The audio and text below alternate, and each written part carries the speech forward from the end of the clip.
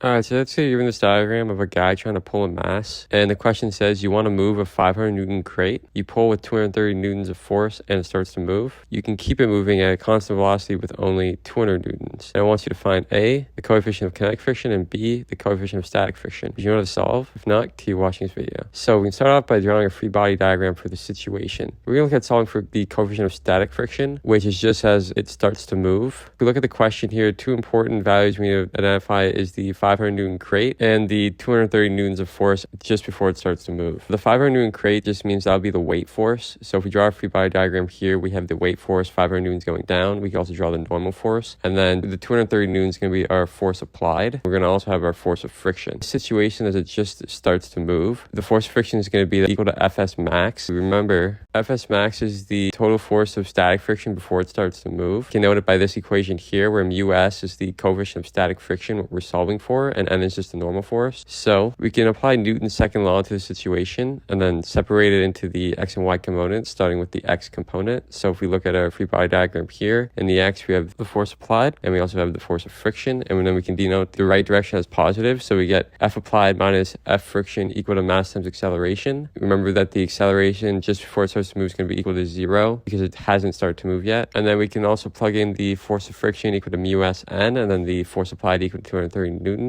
Bring over the mus n to the other side, and then we get this expression, but we don't have the normal force. We have to use Newton's second law on the y. So if we go back to our free body diagram, we're just going to have the normal and the weight force, and we define the up direction as positive, and we get this expression here. We know that the acceleration is going to be equal to 0 because the mass is not moving in the y direction, and we know that the weight force is 500 newtons. So if we plug both these in, we get the final answer here for the normal force being 500 newtons. Now we can apply this back to our equation, which remember is just this here. So if we bring this back down, then plug in our normal force value here, we can isolate from mus max by multiplying both sides by 1 over 500 newtons, divide the amplitudes and divide the units, and we get this here for the final answer from mus max. Sorry about the typo up there, my bad. And this value is going to be the coefficient of static friction just before the mass moves. So this is our free body diagram here, and the force of friction is equal to mus n just before this crate starts to move. So that's what we just solved for. To solve for mu k, I'm not going to do it in this video, but it's the same process, just applying two equations here.